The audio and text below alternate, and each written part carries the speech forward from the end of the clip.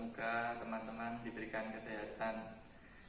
Kami dari kelompok 3 akan mempresentasikan hasil diskusi kami yang berjudul Disabilitas Daksa.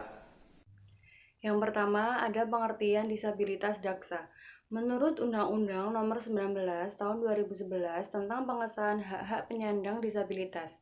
Penyandang disabilitas yaitu orang yang memiliki keterbatasan fisik, mental, intelektual, atau sensorik dalam jangka waktu lama yang dalam berinteraksi dengan lingkungan dan sikap masyarakatnya dapat menemui hambatan yang menyulitkan untuk berpartisipasi penuh dan efektif berdasarkan kesamaan hak. Sedangkan menurut Purwandari 2015, difabel daksa ditujukan kepada mereka-mereka yang mempunyai kemampuan berbeda, yaitu mereka yang memiliki anggota tubuh tidak sempurna. Jadi, disabilitas daksa merupakan gangguan atau kerusakan pada otot tulang dan persendian yang dapat mengakibatkan gangguan koordinasi, komunikasi, adaptasi, dan mobilisasi. B. Dampak disabilitas daksa. Dampak psikologis yang mengikuti penyandang cacat fisik tersebut menurut Senra dalam Puspasari dan Alfian 2012 yaitu: yang pertama, depresi, yaitu dirasakannya berbagai kesulitan menggunakan kemampuan dasar pada kehidupan sehari-hari dan hilangnya kepercayaan diri yang menyebabkan perasaan rendah diri pada individu tersebut hingga menimbulkan depresi. Yang kedua, trauma, yaitu mengalami periode kesedihan dan frustrasi terutama dalam proses mencapai well-being ketika merasakan identitasnya berubah menjadi penyandang cacat dan merasa memiliki ketergantungan pada orang lain. Yang ketiga, marah, yaitu perasaan menyesal melakukan kegiatan tersebut maupun tidak meyakini garis kehidupan yang sudah diberikan. Namun perasaan marah dapat hilang ketika penyandang cacat fisik telah dapat berpikir secara rasional dalam keadaan yang dialami. 4. Shock, yaitu perasaan yang sangat sedih dan tidak menyangka keadaannya telah berubah hingga memerlukan sangat banyak bantuan dari pihak lain. Yang kelima, tidak dapat menerima keadaan atau stres adalah subjek belum bisa mengintegrasikan atau membiasakan diri dengan tubuh barunya. Proses adaptasi dan penerimaan diri yang positif membutuhkan waktu yang lama, terutama ketika kejadian tersebut terjadi dalam kehidupan normal tanpa kecacatan akan berlangsung cukup lama.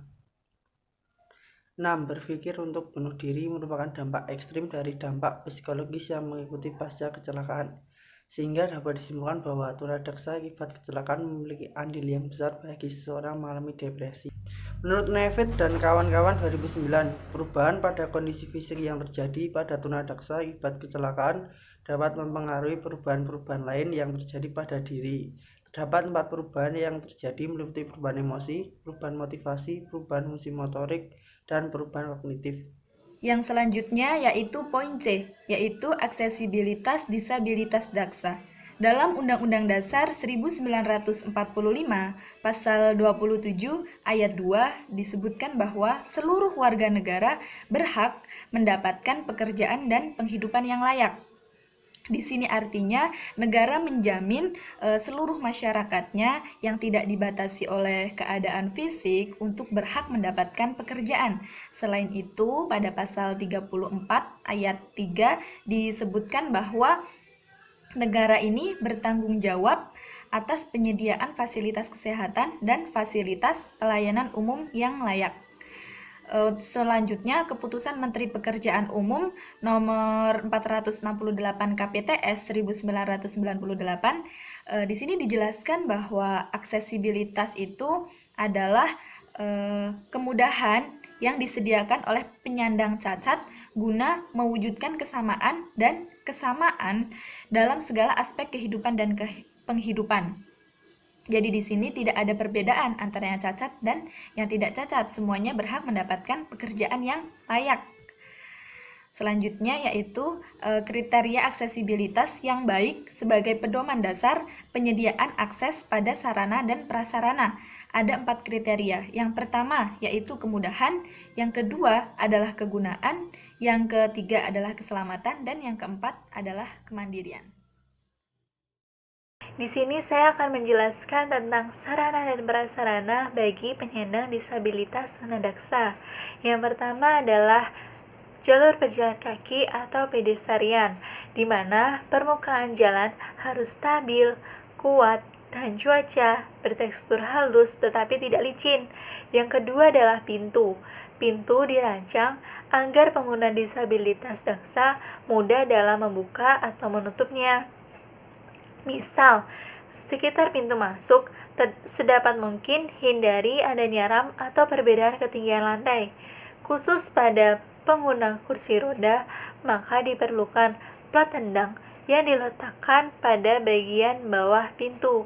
Yang ketiga adalah lift, yang keempat adalah ram, yang kelima adalah kamar kecil atau toilet. Yang berikutnya saya akan menjelaskan tentang kebutuhan tunadaksa dalam lingkup pendidikan, yaitu yang pertama ada tujuan pendidikan, yang kedua ada tempat pendidikan, yang ketiga sistem pendidikan, yang keempat pelaksanaan pembelajaran, dan yang terakhir adalah personil atau tenaga kerja. Yang pertama saya akan menjelaskan tentang tujuan pendidikan. Tujuan pendidikan anak tunadaksa mengacu pada Peraturan Pemerintah Nomor 72 Tahun 1991. 7 aspek yang perlu dikembangkan pada diri masing-masing tunadaksa melalui pendidikan yaitu pengembangan intelektual dan akademik, membantu perkembangan fisik, meningkatkan perkembangan emosi dan penerimaan diri anak, yang kemudian mematangkan aspek sosial, mematangkan moral spiritual, meningkatkan ekspresi diri melalui kegiatan kesenian, keterampilan atau kerajinan, dan yang terakhir adalah mempersiapkan masa depan anak dengan cara membiasakan anak bekerja sesuai dengan kemampuannya, membekali mereka dengan latihan keterampilan yang menghasilkan sesuatu yang dapat dijadikan bekal hidupnya di masa yang akan datang. Yang selanjutnya akan dijelaskan oleh teman saya. Tempat pendidikan, model layanan pendidikan yang sesuai dengan jenis, derajat kelainan, dan jumlah peserta didik diharapkan akan memperlancar proses pendidikan. Anak tunadaksa dapat mengikuti pendidikan pada tempat-tempat berikut. Yang pertama, sekolah khusus berasrama diperuntukkan bagi anak tunadaksa yang derajat kelainannya berat dan sangat berat. Yang kedua, sekolah khusus tanpa asrama diperuntukkan bagi anak tunadaksa yang memiliki kemampuan pulang pergi ke sekolah atau tempat tinggal mereka yang tidak jauh dari sekolah. Yang ketiga, kelas khusus penuh diperuntukkan bagi anak tunadaksa yang memiliki tingkat kecacatan ringan dan kecerdasan homogen dilayani dalam kelas khusus secara penuh. Yang keempat, kelas reguler dan kelas khusus, yaitu dengan menyatukan anak tunadaksa dengan anak normal pada mata pelajaran tertentu. Anak tunadaksa belajar dengan normal dan apabila anak tunadaksa mengalami kesulitan mereka belajar di kelas khusus. Yang kelima, kelas reguler dibantu oleh guru khusus. Anak tunadaksa bersekolah bersama anak normal di sekolah umum. Yang selanjutnya, kelas biasa dengan layanan konsultasi untuk guru umum. Tanggung jawab pembelajaran model ini sepenuhnya dipegang oleh guru umum. Yang terakhir, kelas biasa. Model ini diperuntukkan bagi anak tunadaksa yang memiliki kecerdasan normal, memiliki potensi dan kemampuan yang dapat belajar bersama-sama dengan anak normal.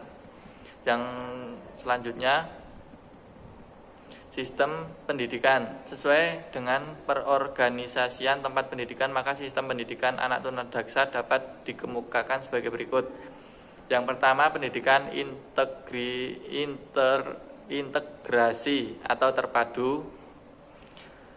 Anak tunadaksa ringan telah ada yang mengikuti pendidikan di sekolah biasa. Anak tunadaksa yang mengikuti pendidikan di sekolah umum harus mengikuti pendidikan sepenuhnya tanpa memperoleh program khusus sesuai dengan kebutuhannya. Yang selanjutnya, pendidikan segregasi atau terpisah, tempat pelayanan perpindahan bagi anak tunadaksa yang ditempatkan di tempat khusus seperti sekolah khusus menggunakan kurikulum pendidikan luar biasa anak tunadaksa 1994. Yaitu pelaksanaan pembelajaran, perencanaan kegiatan belajar mengajar. Yang pertama yaitu membentuk tim yang mencakup guru khusus, guru reguler, diagnostisian, kepala sekolah, orang tua, siswa, serta personil lain yang diperlukan. Yang kedua yaitu menilai kekuatan dan kelemahan serta minat siswa yang dapat dilakukan dengan asesmen. Yang ketiga yaitu mengembangkan tujuan-tujuan jangka panjang dan sasaran jangka pendek. Yang keempat yaitu merancang metode dan prosedur pencapaian tujuan. Yang kelima yaitu menentukan metode dan evaluasi kemajuan. Selanjutnya yaitu prinsip pembelajaran. Prinsip pembelajaran yaitu prinsip multisensori atau panca indera. Proses pendidikan anak tunadaksa sedapat mungkin memanfaatkan dan mengembangkan indera-indera yang ada dalam diri anak, yaitu prinsip individualisasi. Individualisasi mengandung arti bahwa titik tolak layanan pendidikan adalah kemampuan anak secara individu. Selanjutnya yaitu penataan lingkungan belajar. Berhubungan anak tunadaksa mengalami gangguan motorik, maka dalam mengikuti pendidikan membutuhkan perlengkapan khusus dalam lingkungan belajar lainnya. Selanjutnya yaitu personil atau tenaga kerja. Yang pertama yaitu guru yang berlatar belakang pendidikan luar biasa, khususnya pendidikan anak tunadaksa. Yang kedua yaitu guru yang memiliki keahlian khusus, misalnya keterampilan dan kesenian. Yang ketiga yaitu guru sekolah biasa. Yang keempat dokter umum. Yang kelima dokter ahli ortopedi. Yang keenam neurolog. Dan yang terakhir adalah ahli terapi lainnya.